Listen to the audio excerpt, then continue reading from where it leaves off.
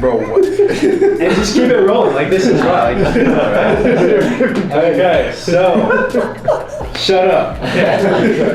So, welcome to the House of Business. This is the first episode with a bunch of my buddies, and we're just gonna be talking here and chatting about who we are, what inspires us, and then going over some different questions. So, without further ado, let's do some intros real quick. So Ben, I think we're going to start with you. So introduce yourself. Tell us. Okay. Tell us about yourself. Tell us age. Tell us your grade. Tell us your marital status, maybe. Yeah. And then tell us what you're working on. Okay. You know? A little age, sex, location action. Yeah. You guys have kick back in the day when you had to ASL question mark? Yeah. My name's Ben Bjornstad. Wait, am I introducing myself to the group? Or yes, to the group? Okay. Yeah. I'm Ben Bjornstad. I'm from North Pole, Alaska. I was homeschooled my entire life, and I had the realization that I wanted the hot wife, so I started working out every day. And about 8 months ago, started posting content about working out, and now I do online personal training and nutrition coaching. And then I also run a non-profit that is backed by cryptocurrency. We take pictures of love in action and sell them as NFTs to raise money for the Phoenix homeless. Love it. That's amazing. I am single and I graduated in December. Cool. So you're an alumni. Yes, sir. Right on. I don't know what I'm doing here. None of us do. Neither. Racer, go for it, buddy. All right, my name is Racer DeBoard. I am from Metro Detroit, Michigan. I am 19 years old, and I'm the CEO and founder of Digital Reality, a full-service content agency. We provide social media services to corporate companies like real estate, construction, roofing, solar, and I'm in the process of bringing on 2 new partners, and I'm just in the works of getting back to my passion and the roots of my content when I started as a videographer at a very young age. Mm-hmm. And you're still in school, right? Did you say? Yeah, so I have the Colangelo Business Scholarship at Grand Canyon University. We're here at Canyon Ventures right now. Yeah. And very fortunate to be connected over at the CCOB, and we do a lot over there with Connor and Jack, and it's a great business culture. And you're senior? Graduate? I graduate next year, so it's my second year here at GCU, but I'm going to graduate early. Nice. My name is Jackson Godwin. I'm from Miami County, Ohio. I am the CEO and co-founder of Jack's Detail Garage. So we are basically a mobile detailing franchise where we manufacture all the products and equipment. We're currently across 20 cities. We have people all across the country that are our age doing it. And when I'm not doing that, I'm a youth pastor, and I'm working on a church plant right now. And I'm engaged. Cool. And so When are you getting married? August 9th is the date, and then this is my second year here at GCU as well. First wife? First wife, second year at GCU. Third time filming this. That's right. Amazing. Cool. Connor, go ahead. My name is Connor Vickery. I'm the other half of Jack's Detail Garage. Jack and I got together at Idea Club last year. We met. Idea Club's the entrepreneur ecosystem here at GCU. I'm blessed to run it currently. And we've helped a lot of students start their businesses, move it forward, get them funding, and start their entrepreneurial journey. But yeah, Jack and I built out this business. We're happily in 20 cities right now and helping other students create financial freedom on our backs. We're really blessed to see some early growth before we even have a marketing campaign that hopefully scales side hustles across the country. Cool. On top of that, Jack and I are both youth pastors, like he brought up. We had our first sermon last night. Jack led us, and hopefully we're going to bring a bunch of students in Ahwatukee, Arizona, to Christ. So it's really cool. I'll be doing it next week, but Jack killed it this week. And I'm single, 21, and I'll be graduating here in April. So. Heck yeah, brother. Cool. That's awesome. Awesome. My name is Elijah David Borja. Let's see, I am 21 years old. I am a technically senior, junior currently, so I graduate in 3.5, which is nice because I hate school, and I'm excited to get out of here and start. I'm grateful for this opportunity to for applied entrepreneurship, but I want to work on full entrepreneurship without having to deal about papers and stuff like that, which I'm sure all of you understand, especially Jack, because I know he doesn't go to class. Let's see, age grade. I am working on my marital status. We'll see.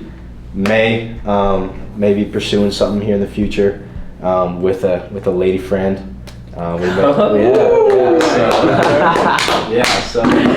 go. Yeah, so That's news to me. yeah, no, it is. That's awesome. It's news. Wait, it's what's news. wrong with her? What? What's wrong with her? What do you mean? It's because she's with me. Yeah, I'm delusional. So is she, right? She's not even real. She doesn't exist. She goes to another school, okay? I met her at summer camp. Yeah, she's in another state. I met her, this camp. We don't talk about it. Yeah, so I'm trying to join the marriage crew because I need a wife and I don't know how to cook. So Need is a strong word. here we are. It's not good for man to be alone. Remember that. Yeah. See. Nah, we got each other. Yeah. Go shop when you're hungry. Yeah, you don't go shoe shopping barefoot though. That's true. That's crazy. I'm currently working on a lot of stuff, which is my issue because I just overcommit. But one of them is this, which is the House of Business. I have this idea and I have this vision for a better future, and I see a better future for content, and which is the content competitive advantage, which I think is the kind of the film style of live streams and vlogging, because it's that kind of real thing, and it makes the consumer and audience feel like they're with you, which gives it a deeper level of meaning for the audience, and the podcast authenticity, like real conversations that we're having now, with the net positive education. So with applicable takeaways for the audience to be doing something to better their lives, rather than sitting here watching brain rot of like chicks twerking and like random stuff, Doom scrolling. Doom scrolling, right? One of my buddies calls it, yeah. Right? And all of this mindless degeneracy that's not helping anybody get better in life. So that is kind of what I'm trying to do with House of Business. I think that there is a new a new area for content to be infiltrated, and so that's what I'm doing. On top of that, I have a few startup ideas I'm working on. One of them is Color Box, which is probably the main one I'll be working on, which is man, I've lost my pitch. I should know this by now. Which is sustainable, reusable, and sustainable, reusable, multifaceted colored boxes to streamline the moving experience. So yeah, that's technically what I'm working on. Yeah. Awesome. Cool. I'm Nathan. I graduated GCU last December, or this recent December. I'm 23, and I'm working on Ring Me. Ring Me is a smart ring embedded with an NFC chip. So that when you tap somebody's phone, it shares your contact information. It's customizable, waterproof, durable, no need to charge.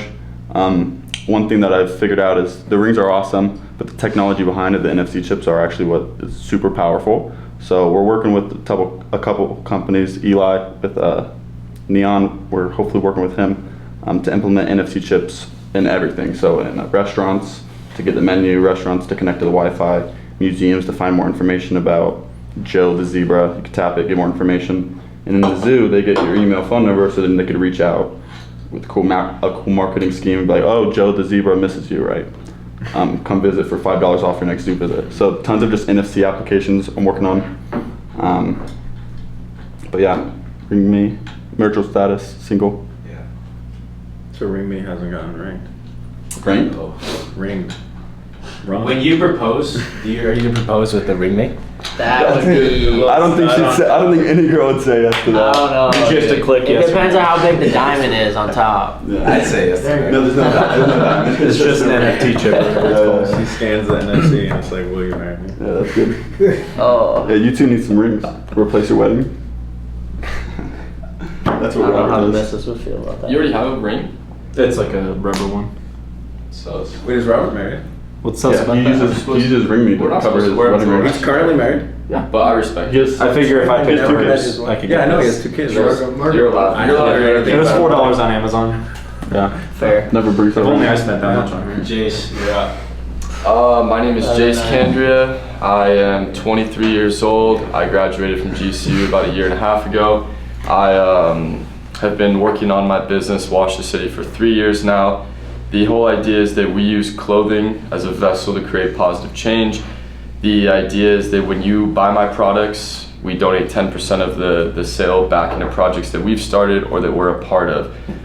We see the need that a lot of people in our community want to give, they just don't know how to give. And so we unite those in need with those who can give by simply purchasing our product. And so in 3 years, we've donated over 5,000 t-shirts, helped 5 people get off the street. We've built out an internship program where we teach kids how to create products to serve those in need. We've had 6 graduates from the Arizona foster care system. We've made a lot of t-shirts and a lot of cool stuff throughout the past 3 years, and the goal is to grow with collaboration and to start getting our products more available and desirable online. Cool. Damn. Let's go. Elevator pitches. He's been working on that pitch for Let's go. years. 3. Yeah, 3 years. 3 years, yeah. That's amazing. Every time I take people to his booth, And it's different every time. It's different. It is, right? Yeah. But everyone's wondering, is he single? Oh, I am married. I am proudly married. Ah,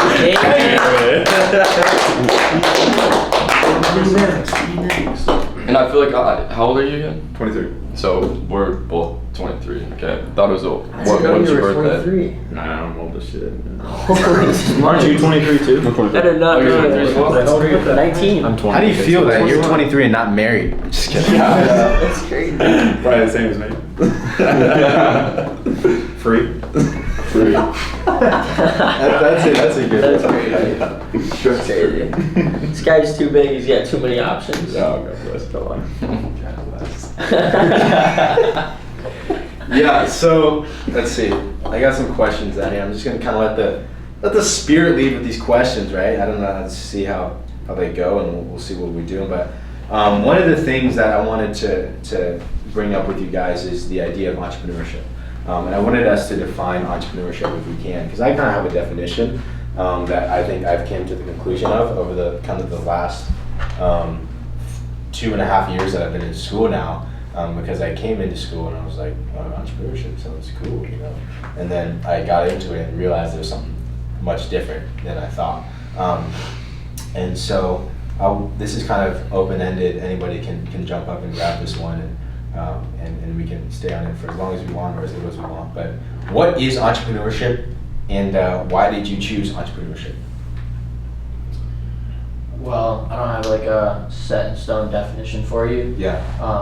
But just recently, talking with my new partners that I'm bringing on, we've had 3 or 4 meetings already, just going over the details and things like that, and meetings with my contract attorney trying to get the operating agreement, all that put together. Well, what I always talk about with them is, serial entrepreneurship, because that's the way they do business. Yeah. And that's why they were so, excited to, partner with me when I finally offered it. They, for the longest time, I've been working with them. They've been a client of mine for about a year now, which isn't that long in the business world, but I've developed a really close relationship with both of them. Yeah. And, they were always like, we don't want a piece of your business. We want to, see you thrive. We want you to do better. And that motivated me to want to work with them long term, right? But what they always say is, they want to work on other things. They don't want to just do the company they're, working on right now, right? So the reason why they were so excited to work with my company is because we do content marketing, and, which goes along with a lot of different entrepreneurial, journeys. You always need marketing for different avenues. But, I talked with them, I was like, I don't want to just do content marketing in my lifetime. I want to get into real estate. I want to get into, short-term rentals. I just bought my first house, leasing it out. So yeah, that's kind of my definition, is just doing different, business aspects, all over the board, not just one thing, and also having that freedom that entrepreneurship, provides for the entrepreneur. That's good. I think being an entrepreneur is finding a problem and then finding a solution and finding a way to make money off that solution. Yeah. I think all of us had a problem at one point with our companies, and that's how you found a problem, made a solution, and it's like, oh, if I did it for myself, why don't I sell it to other people? And then, turn it into a business. And then with that comes everything you just said, marketing, Well, yeah, networking. that's literally exactly how I found my passion. I grew up as a videographer. I literally was, in Metro Detroit, just making cool videos on my GoPro, out and about, and just through doing that, I was in love with it. It was my passion, and then that's when businesses started to reach out to me because they had that problem. That's awesome. And I just happened to have the solution just by doing what I loved. So. I think the best quality of an entrepreneur is being unhireable, because there's no other place to go than in your backyard. That's beautiful. I like that. Yeah. For me, the military ruined me. I don't want to be told what to do anymore. Oh. I'll do it. You want to tell people what to do. Exactly. No, I get that. I think I like Nathan's point, is that I really came down to it, and essentially the heart of an entrepreneur is, I believe, a problem solver, but much deeper than that, because there's this issue in social media today, which is it's hustle culture, and you guys know hustle culture, right? It's all of the Lamborghinis, the women, and the stacks, fat racks, and all of this stuff, and it's like, drop shipping this and that, money glitch this, that, and it's like it really is. Skip the It's just matrix. like all of the gurus that are false advertising. Yeah, and I have nothing against drop shipping or whatever, because I'm sure there's real means of income there, but I describe it like this, and I've described it to people I've talked to, is that the world's on fire. Like, the world's on fire, we know that. And so the world's on fire, and the fire is only growing. And what hustle culture proposes is this. They propose that the world's on fire, you're going to burn, everything's going to crap, right? Unless you do this. And so find this money glitch so you can just print money into your pocket so you can keep yourself safe and your family, immediate people around you, right? That's what hustle culture is, and they call themselves entrepreneurs. They do, because they're making money. But I think they're actually anti-entrepreneurs, and here's why. Because the real true entrepreneur will say this: the world's on fire, right? The world's going to crap. We know this. Let me put my life on the line to try to put out the fire for people. Case study of this is Elon Musk, right? Not everyone agrees with what he does, and I certainly don't agree with everything, but he is like a true entrepreneur. You think that man likes sleeping 3-4 hours a night? He's a billionaire, multi-billionaire.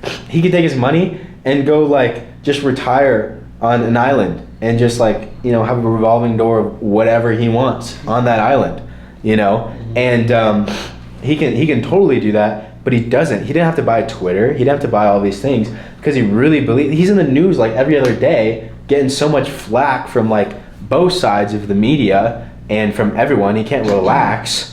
It's because he really believes that he's helping humanity and solving a bigger issue than himself, and he's putting his life down on the line. And so I think that's what a true definition of an entrepreneur is, even if you're doing that on a small scale, whether you're putting just others before yourself, which I think goes back to a Christ-like model of putting others before yourself that we can definitely tie into. But I think that's the true definition of an entrepreneur. I don't think it's about how much money you can make, but just about solving a need, not for yourself, but for people. And yeah, usually you can make a lot of money off of that. And I think all of us are a testament to that. You guys want to see people succeed with opening branches. You want to deliver the best quality for people. You want to help people get in shape, to give them back their life. You want to help with different integrations of technology to make things easier for people. Jace has been definitely doing that with helping the homeless, with spending his Wednesdays and everything, going out and serving people that a lot of people overlook.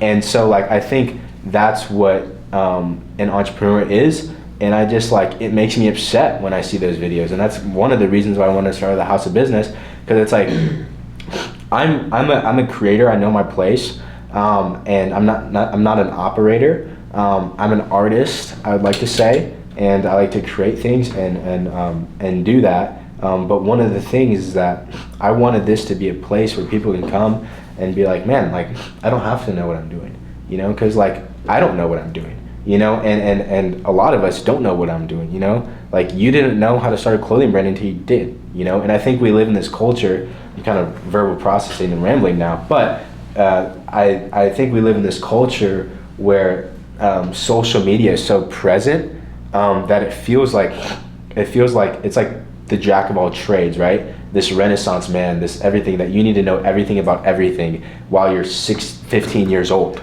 you know, and you need to know how to invest in stocks, and you also need to know how to buy a house and flip them. You also need to know how to get girls, and you also need to know how to get jacked. You need to have everything at once, and you need to know all of this stuff. But if somebody can just take the pressure off people's back and say, look, I don't know how to buy a house because I haven't bought a house before. But when I know how to buy a house, or when I get to the point where I'm going to buy a house, I'll buy a house. I like how you said you know your place and you're a creator, and you're an artist, because I think that's what's cool about what we're doing here is all of us are doing something different. You know, and we're like, and I've learned that, you know, starting my business, you know, years ago, and learning the business operations side later on, because I started as a videographer, I was an artist, my talent, my passion, my love, right? But then I'm like, okay, I have to be a business owner. I have to learn how to file my taxes. I have to do my QuickBooks. I have to do, you know, all of these things where it's like, okay, I'm not an artist anymore. Now I'm an operator. Now I'm learning this, and that. And I like how you said you know your place. And that's what I've been learning a lot more recently too is, you know, sometimes it is really good to have partners that are specialized in certain areas to help you with other areas of the business. So if it isn't your end all be all thing, like that thing that you can tout as your number one skill, then outsource it. Otherwise, you're just wasting your own time. Exactly. I have a question for the room. What do you guys feel like is a bigger struggle for entrepreneurs? Is it like holding yourself accountable, or is it more so like not putting your fingers into too many pots? Ooh. I don't know. I'm gonna let someone else speak on this one. I think it's super easy to like use putting your finger into too many pots as an excuse, but ultimately there's enough hours in the day to do whatever you want. Like I think when we started this, I was working 16, 18 hours a day to get everything started up, and at the same time I was doing a bunch of other things. And I think like it's very easy, like the number one excuse people give for lack of productivity is that they're too busy and they're doing too many things, and I just don't think that's true. I don't think burnout's real. I don't think that those mental blocks we create for ourselves, I think they're just excuses. And I think like there's 1,000 different things you can do, and there's 24 hours in a day, and if you have good time management, I think you can do whatever you put your mind to. 100%. And provided you do everything for the glory of God rather than seeing how many different things you can do, that's where you fall short, is when you're sitting here and you're like, I'm going to try and start 12 companies right now and make $5 a year from each of them.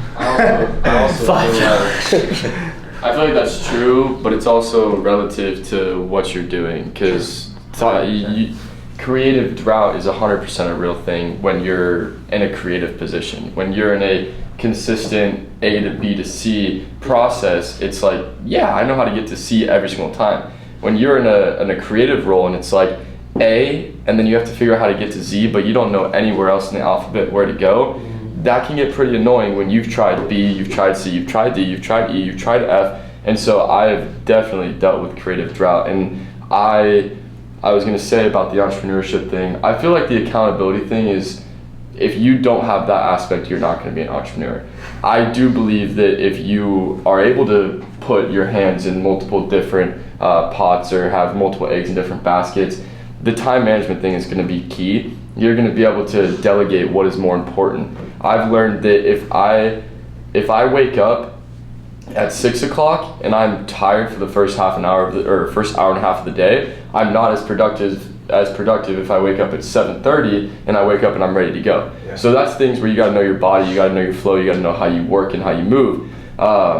Within the creative processes, one of my favorite examples is, and a lot of you guys have probably heard it, is the best way to describe entrepreneurship is you're wearing a backpack, and the day one when you start, you pick up a rock. You put that rock in your bag and you start walking. And then as you start to walk, that rock's gonna grow, that rock's gonna shrink, you're gonna pick up other rocks, you're gonna put that in your pack, and then you're gonna keep going forward, but you're not gonna get to where you wanna go until you get comfortable with the weight on your back. And so for me, it's this ever-going journey that you have no destination in mind, but just somewhere that you're always trying to get to. You're never going to get there, and you have to be really comfortable with that, because there's going to be a lot of things that are on your plate. And when you wake up in the morning, you got 10 things on the task, you got another 10 things in the queue, you're just going to have to work through it. And then definitely automation, whenever you can get people in place to help you get those 10 tasks done, that's what I'm realizing. It's like everything is super simple, we just kind of make it more complicated. Right.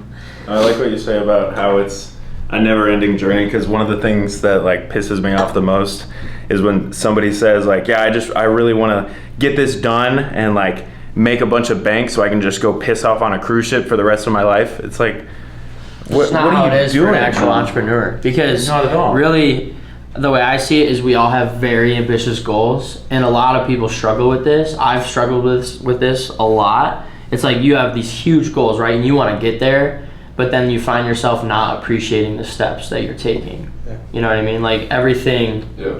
you have to appreciate it. You have to appreciate every step of the way, because why do it? You know, why hit that milestone at the end if you didn't appreciate that whole journey? You know what I mean?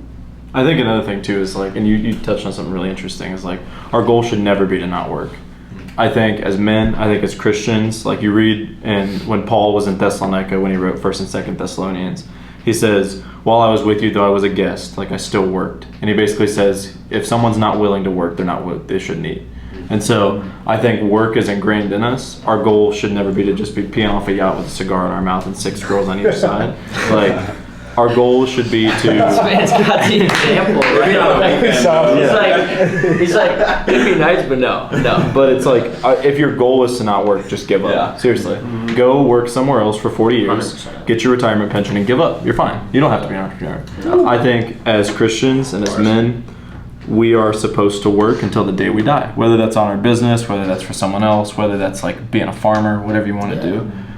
That's why as men we have our ingrained like itch to always work, and especially to work with our hands. That's what we were created for. Yeah. 1 Thessalonians 4 says it great. Work with your hands, live a quiet life, and mind your own business. Like that is how we were created to be, and that's how we're learning to be. And That's so it's powerful. like, if our goal is to do anything that contradicts that, of course you're going to burn out and you're going to fall short, because you're not chasing who God made you to be, and you're not learning who that is.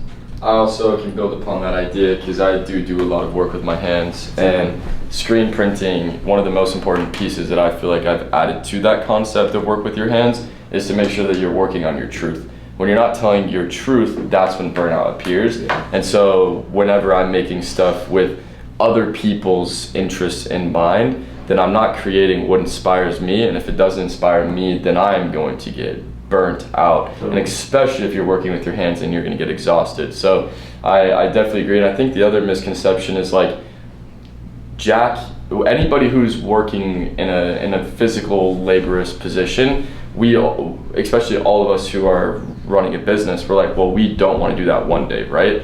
And we don't know when that one day is, and so like it's okay, and I'm still having to deal with that. Like I haven't found a better solution than myself printing.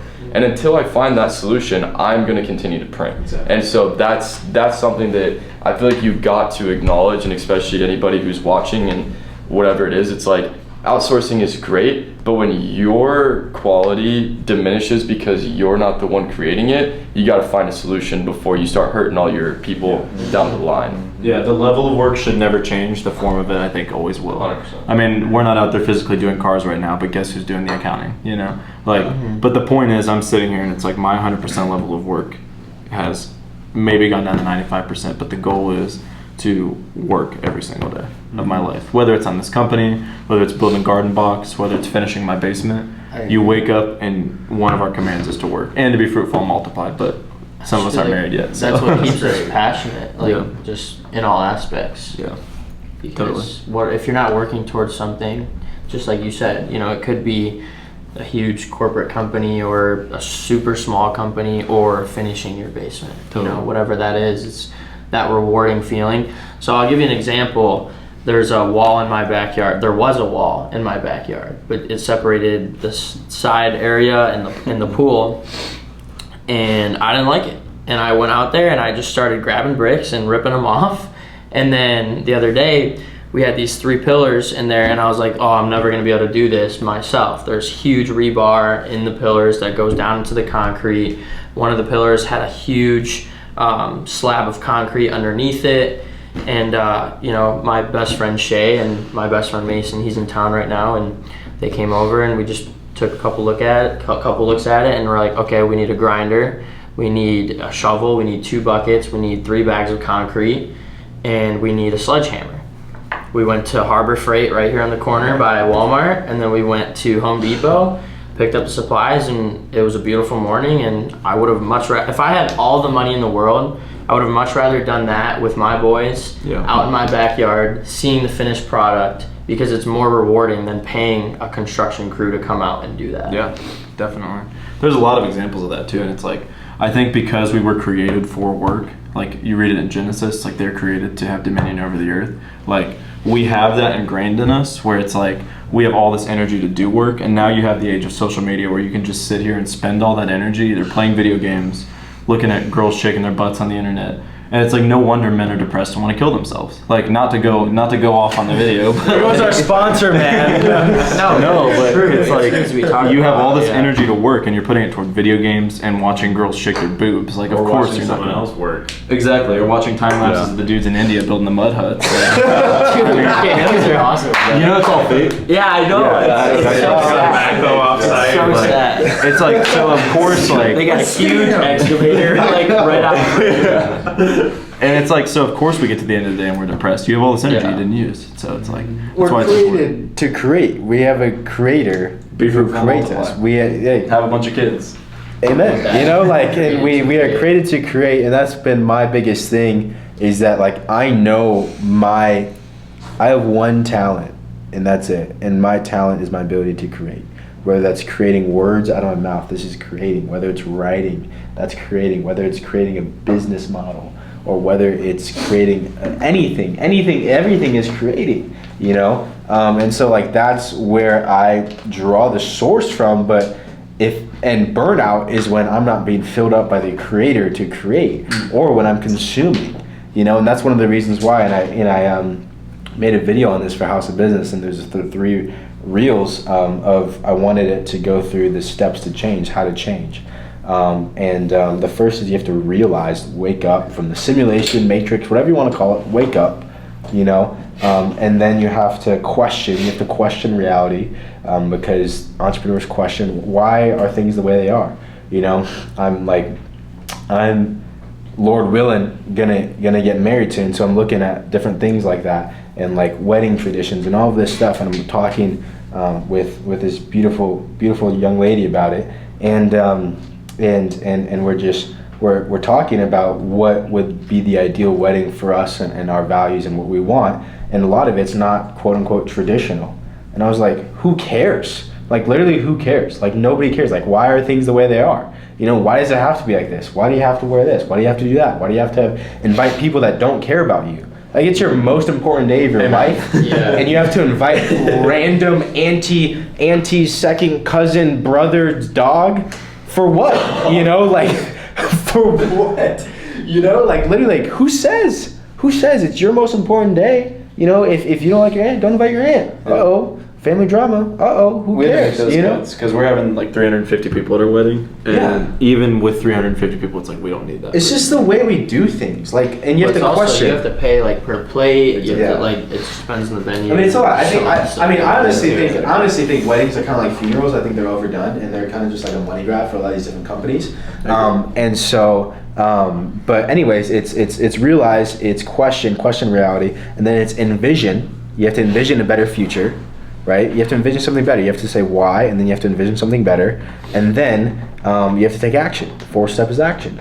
And so those are the 4 steps to change. And that's what I was thinking through, and that's what I'm making the video on. And then the 4th video is going to be the intro video for the house business. Me and Ben shot it. It's terrible, you know, but it's okay, you know, like It's raw. it's raw and real, Yeah. and it's authentic, you know, and it's taking some step of action. It doesn't have to be perfect action. You know, I said this to somebody the other day. I think it was a word that he needed, but I said, look, we're in a sanctification progress.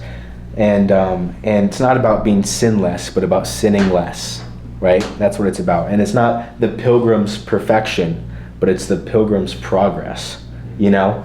And we can fail, but we can fail forward. We talk about failure in entrepreneurship.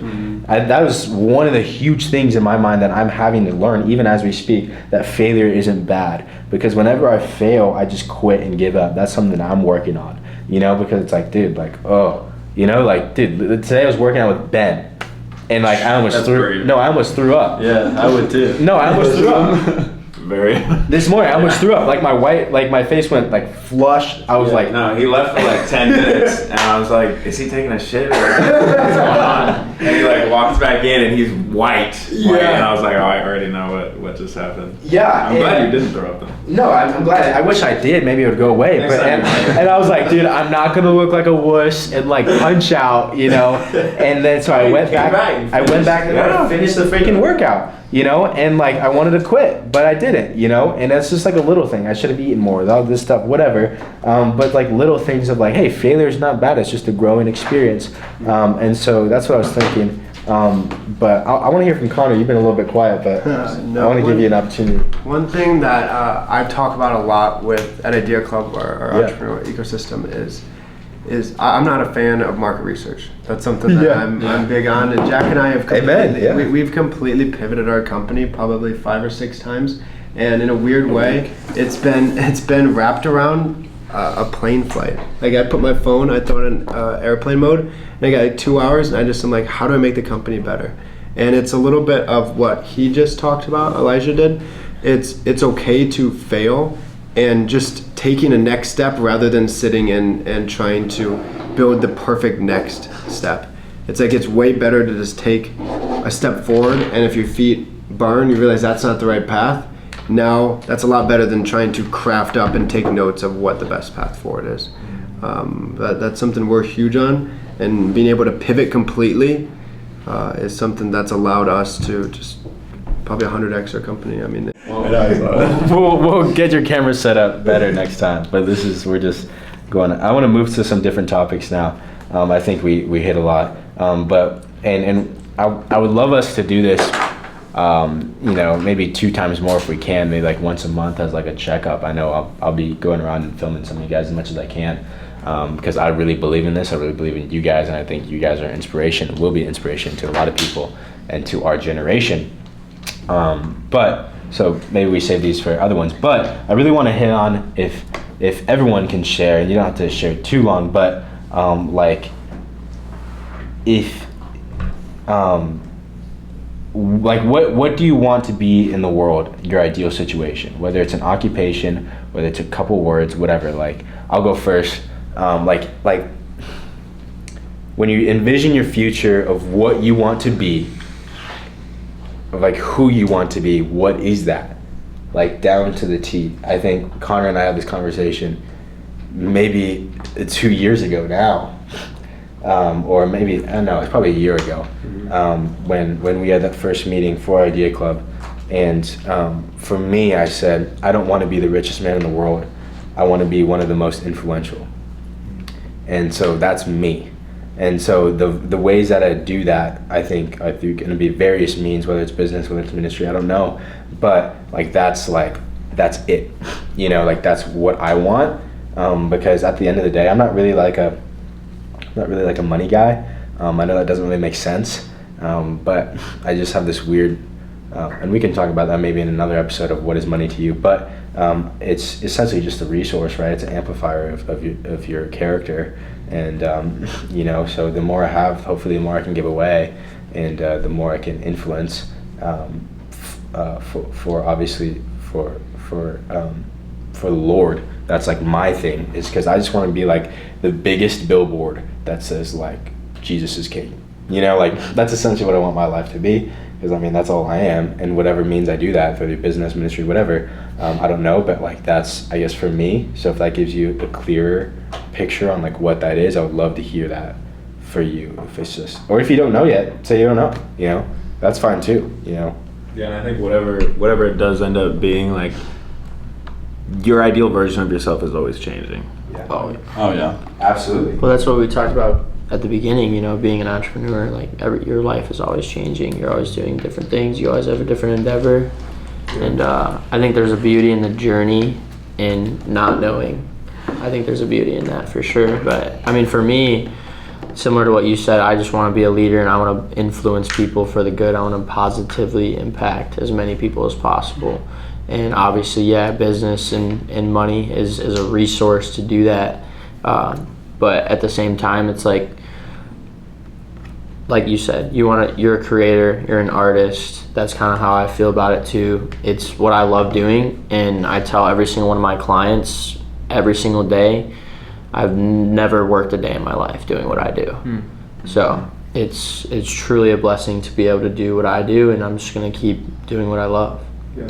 Well, in my opinion, one of the quickest ways to have my future completely derail and change is telling God, this is what I want for my future. Yeah. I feel like it's the quickest way if I say I want to get super rich, I feel like we have a bad week. If I say, oh, I want this girl, then I feel like she just goes dry. Like, I feel like anytime I sit and say, this is what I want and this is what I think is right, Yeah. I feel like that's when I fall short. And I think the main preface is just trusting God.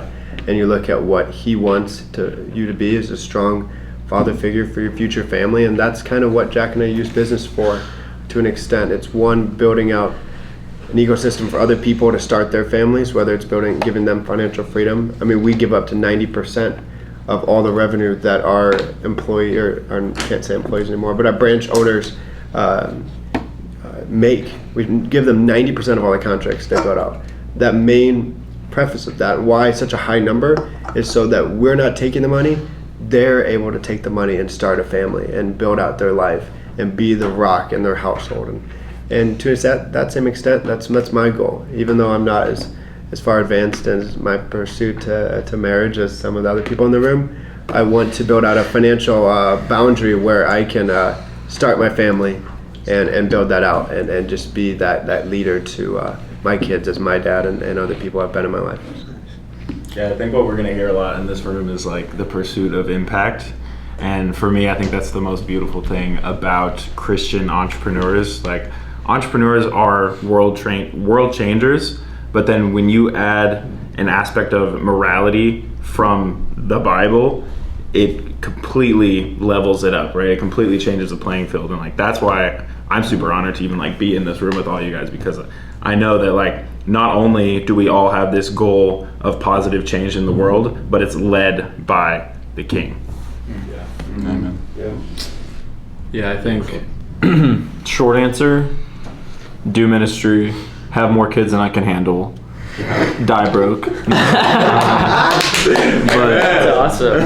no, I think like I'm at this weird crossroads right now where it's like I have equal passion for business and ministry, and I think 10 years from now, I don't know if I'm going to be a business owner. I mean, I might be an equity holder, I might be a shareholder in companies that I start over the next 10 years, but ultimately I think my gifts from God are probably going to be better used in the church setting, and that's something that I'm coming to terms with. That's in the distant future though. I think like 10 years from now, I'd like to be the head pastor of a church. I'd like to get through seminary. I'd like to do all that. But on the more micro scale, I would like to have, I do this really corny thing where every time one of my friends like is saved, or like they give their life to Jesus, I put it in my calendar, and I want all 365 days to be full. Like I want to meet somebody and get to know them, and not for my own impact, like it has nothing to do with me, but I want to be able to sit here and mark the impact of Jesus on someone's life one day for every day of the year. I think you'll be able to do that like 4 or 5 times over. We'll see what I can witness, but I guess it's kind of the same as what you were saying, like the pursuit of impact, but maybe on a little bit of a smaller scale, where it's like I don't necessarily want to be like I want to change the world, obviously, but I also realize that like changing the city, or like that's kind of what you Actual do. steps. Washing the city versus washing the world. Wash the city, baby. Yeah. Yes, sir. But it's like that crossroads of like, okay, am I chasing pride, and am I gonna like change the world, or am I going to do everything I can to be faithful in what I have right now versus what I think is to come? Because you made a good point. It's like only God knows what is to come, and if I'm only waiting on what I think about God, if I'm only waiting on that and I'm not being faithful in what I've been given right now, it gets a little weird. And so I think my plan is to live a life fully submitted to Christ, to the point where if that makes me homeless and I'm a missionary in India for 10 years with Margot, and we have a bunch of kids that we can't afford, fantastic, great. Send me to Mars, I'll be faithful. So I think the goal is just live in full submission to Christ, and most likely through that pursue ministry, but also if God calls me away from ministry, that's a different situation. So Good. yeah. If I could give some like actionable steps to the people watching, I like that you said like before you can watch the world, you got to watch the city, but before you can watch the city, you have to watch yourself. Right? Like I was addicted to drugs and alcohol for years, and it wasn't until I started listening to my Bible every single night that it completely changed my life, and then I was actually able to make those steps towards washing the city. Yeah. That's a word, Jace. I feel bad for just like taking your copyright and like No, but it's a good example of just being faithful in where you are right now. Mm-hmm. I mean, like look at Ruth. She was faithful in what she had, and through that through her lineage we get Jesus. So it's like being faithful in the $10 we have now and giving away 10% of that $10, so that way when we have the $1 million we can give away the 100,000. You know, it's like I think it's in Proverbs. I don't know. Somewhere the Bible says like, he who can be trusted with a little, God gives a lot. It's definitely Proverbs, I think. I think so. I think it's like Proverbs. I'm not going to quote it on camera because I might be wrong, and I don't want people to come after me in 20 years and like burn my church down. But People, I mean, yeah. it's true, and it's not False works based. prophet, Yeah, You people are don't going to call me a false prophet. Wolverine in sheepskin, which I am. But it's like it's not the type of thing where it's like, oh, do good and good comes back to you. Karma's BS. It's not real. But like the idea is like, okay, well, if I can't be trusted with $10, what am I going to do with $1 million? Like, so. Stewards, it's just steward what you have, right? Yeah. Whatever comes in, whether it's euro, it's girl, whether it's not, it's not. It's a business, whether it's a ministry, whether it's something, It's whatever it is, steward it, Yeah, Whether it's totally. friendships, that's why I was waiting till I had a house to do house of business. And I've talked to Connor, I've talked to Jack, I've talked to a lot of people of like, I want to do this one day. And then it just dawned on me of like, wow, there's a lot of cool people around me, and like I look up to everyone at this table. Like literally, I do. I look up to every single person at this table. Even you, Sean, you're the camera guy. Thanks. But I look up to everybody at this table, and so like I think that. Is this house of business? Yes, sir. Oh, Robert. Come on in. Robert, where are you going to be in 10 years? What's that? Where are you going to be in 10 years? I would like to be dead. Well, okay. You got a more positive answer for us? I would likely be dead. Statistically, I'll likely be dead. But like, okay, No going against way. the odds. No way. No. Where were you? 50-50 chance of being dead. There's no way. You look, Yeah. no. Yeah, exactly. I'd go to Vegas on those ones. You look like you're 30. What's that? You look like you're 30. I'm not though. Oh. So yeah. This house of business? Yes. First episode. What's that? First session? episode. Really? Mhm. Okay. What happened? Wow. it's talking right now. Pretty good. Okay. All right. We don't know what happened yet. Who won? I misquoted Proverbs. Okay. Sean won. We're Listen, I'm a false prophet. I misquoted Proverbs and now I'm a false prophet. You did? You what was it? You made up something in Proverbs? No, I didn't make it up. Okay, days of like problems. Well, yes, I did 31 last Raise your year. shoulders equity to us. There's a lot that happened. Wait, did you? Oh, it's a leap year proverb. What'd you put in there? No, it's not. What I did is I was talking about, there's a verse in Proverbs where it says, he who is faithful with a little, God gives a lot. And I was explaining how that's not like works-based salvation, that it means that we should be faithful with what we have right now versus what we think is to come. But I couldn't remember the verse, and I almost assumed that it was in a certain chapter of Proverbs, but I stopped myself because I didn't want to misquote it. Okay. Yeah. Okay. Almost done. All right. Nice work. Jace and Nathan, I want you guys to go. I want to in the future just be a provider. I think all of us do. As a man in a relationship, have a wife. With that, make disciples, have kids. And when it comes to business, like let's say we all each of us exited with our company. I don't see myself living on that. Say 5 million or whatever. Like I want to. All right, cool. Now I have some extra money I can invest to another company. I want to find another problem, another solution, and sell it. Just multiply. You're in the game. Like, Yeah. You're not going anywhere. Like we chose our hard because we love this hard. And like Exactly. if let's say ring me falls off, I'll find another problem, make another solution, and try to make a company out of it. But yeah, voice crack. It's like gambling. Yeah. Never quit. Never quit. Yeah, no. Never quit. Never walk away from the table. Never. Yeah. Honestly, 100% of gamblers who quit lose. we went to the 40. It's called the Honor Ball. The Honor Health Foundation. They throw this Honor Ball every year. We had the privilege to cover it the other night, and just on the way home, the thing that I was thinking to myself, I was like, the one thing I'm going to tell my kids, no matter what, is to just not follow money and just follow what you're passionate about. Yeah. Because I think right now, all of us are kind of, like detailing, that's a side hustle, right? Yeah. But, you guys were passionate about that and passionate about starting that business from the beginning, right? Scaled it, yeah. And you scaled it. And it's, Against all the people that said detailing wasn't scalable. I'm not going to name drop, but there were a lot of people that said we did. No, you weren't one of them. You know who I'm talking about now. I'm just kidding. But no, you have a good point though. It's like, is the actual art of detailing my number one passion? No. But is helping people start business? Yeah, like, I mean, Exactly. everything. Business is powerful. Entrepreneurship is passion. Yeah. That's the way I see Passion it. executed. Yeah. I see car detailing, which is cool because I was in the talks of may or may not opening a branch, but I was like, one, I know nothing about cars, and two, I really don't care about cars, that's just me personally. But then I You was should like, see Sean's face right now. Sean's face. Good thing he's not in the video. I'm just kidding. I was like, I see what you're doing, detailing cars, as the modern day example of washing people's feet.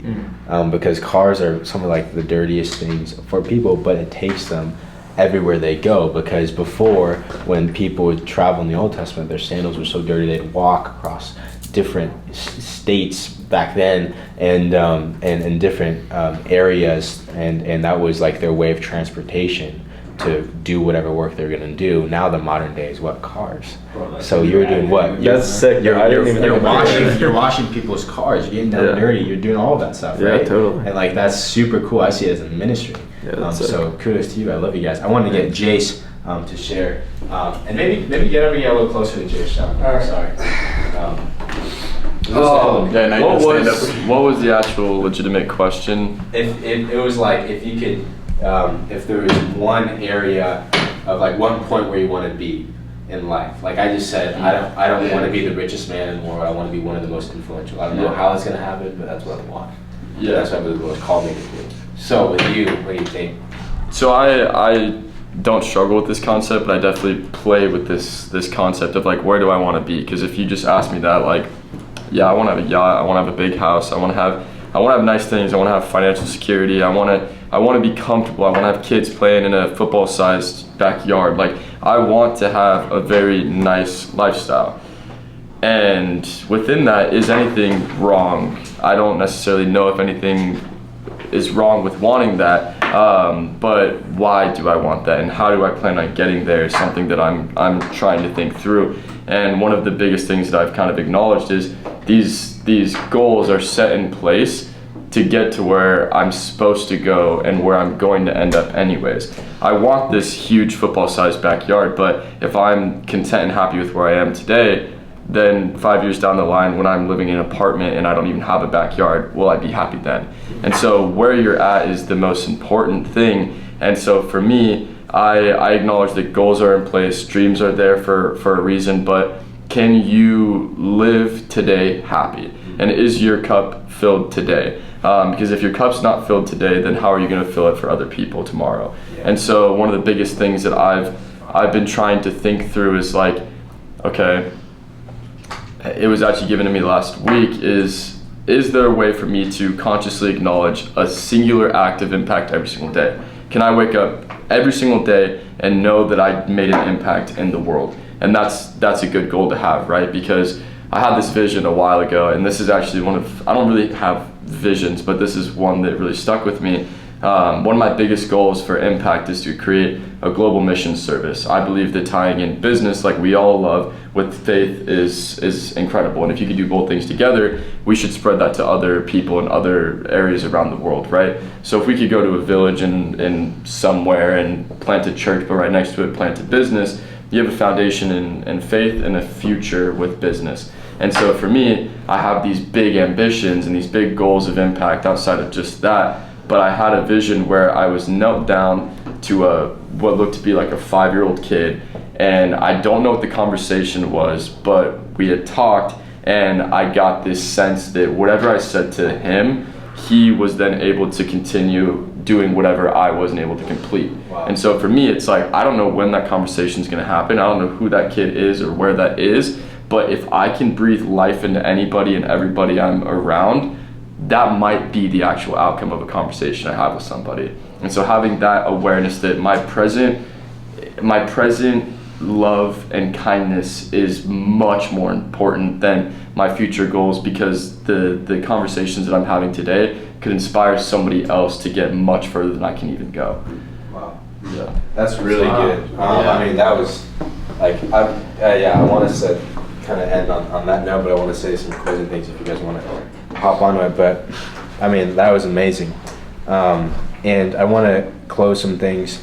One, I think the Lord kind of showed me this a while ago and said, I think like the secret to life is to always be content, but never be comfortable.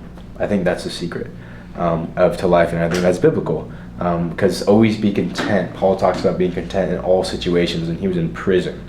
He was like, well, in prison, I guess I'm going to do prison ministry. You know, like he was just the man, you know. But he was never comfortable. He always knew what his mission was and was always moving forward. And to my next point, I love that we're all open to what the Lord has for us, right? Like, whatever you want, Lord. And I think each of us are in different places with our faith and with our entrepreneurial journeys. A lot of you guys are a lot ahead, way more ahead of me on my entrepreneurial journey. And so like I'm looking to you guys as some of the forerunners as I test out these different business models and ideas. But for the viewer especially, I don't want them to see, because I got stuck in this position, like there's times when you need to wait on the Lord, but that waiting isn't, it's not passive, it's active waiting. And we should always have everything with open hands. But I've heard it said this way, that God writes the destiny on the hearts of man. So like every one of us knows, if you know the Lord, he will write destiny on your heart, and you know what you're gonna do. You wanted to detail cars, you wanted to do this, and it may change you. Like I know what the Lord has called me to do, but I feel so incapable of doing any of it. That's my biggest problem that we can maybe get into next time of this imposter syndrome that, oh my gosh, it's the worst, right? And but for the viewer, it's like, I said this to somebody the other day, and this was said to me that gave me so much peace, is like, God writes destiny in the hearts of man. So if you know what he's called you to do and you're scared to do it, just remember that like God doesn't call the qualified, he qualifies, or dang, I messed that up. No, God doesn't. God doesn't. You're on the right path. Yeah. God doesn't call the qualified, but he qualifies the called, right? And like that was like, he's gonna qualify you as you take these steps of faith. And like just like Gideon, and we're going through the story of Gideon at my church, but real quick, it's like Gideon, God came to Gideon and showed up to Gideon. He was scared, and he was very fearful. And he showed up to him and said, he addressed Gideon and said, "Hey, my faithful, my brave warrior." That's what he called Gideon. And he was like a little scared guy hiding, because it's God knows who he's called you to be, so he's going to call you by how he sees you, not how you see yourself, right? So if he's going to go to David, he's not going to address David as a shepherd boy, he's going to address David as king. And even though David's still a shepherd, which I think we're all still in that shepherd phase of our lives, I think we're all meant to be kings in some place of influence in society or whatever it is, you know, so we can take that. We can really take that and run with it and know that, hey, you know, you don't have to put that pressure on yourself, because you can see yourself how God sees you. Why? Not because anything you've done, because everything God's done for you and for all of us. And so for the viewer who's scared, just like I was and a lot of us are, take those next steps. Yes, wait. Yes, do all this stuff. But freaking go for it, man. Like, freaking go for it. Like, what are you waiting for? Actual steps. You know, like actual steps. Like, I don't know how to work this camera. It's like, I don't know what I'm doing. You know, but I believe in this vision. I believe in this future. And I want to, like, just put something out there. You know, even if it's kind of crappy, nobody watches. You know, it's fine. You know, let's do something. You know, and so, like, that's, I think, is a good action call for the audience, but also for us. If you guys want to say a few closing things, but you know, I think this is a good place, because it's like, I think this was good. I think this was a great conversation, and we could totally have more of these, and like, I love it, you know. I think that's the beauty of it, is the people watching are going to grow with us, you know. Yeah. We're showing them the steps to take. And At the end of the day, like, it's just transparency. Yeah. You know, we're all, you know, we all grew up different, but at the end of the day, we're all God's children. We're all the same, and we all are on a different path, but everyone can do it. You know, you can take actionable steps to get to where you want to be, and whether that's, you know, entrepreneurship or working for someone else, it's, you know, you don't have to be an entrepreneur. You don't have to make $1 million. You don't have to own a company, you know, but you can do what it takes to get to where you want to be. Yeah, I agree. Brilliant. And as far as actionable steps go, find the smallest possible thing that you can do right now, even if it's like sorting your mail. Find the smallest thing, start with that, and then your brain will start to remember, like, okay, it feels good to do things. make your bed every morning. Right, and well, because Start right one task, now, goes to like another. you're sitting on your ass watching us talk, right? And so from here you go. find the smallest thing. Exactly. Yeah. Find the smallest weight to lift right now. Go pick up a heavy metal object and move it. Wake up before the sun. You should never wake up after the sun comes up. I don't know why people still do that. That's it. Thank you. It doesn't matter if you're doing anything or not. Just get up. Get out of bed before the sun comes up. Episode 1, The House of Business. Thank you guys. Love you all. Follow in my footsteps, I say hello, hello, hello, hello. You can't do what I do, that's just something you don't. I make this look easy from the way that I told. On Dimension, I be turning suckers to ghosts.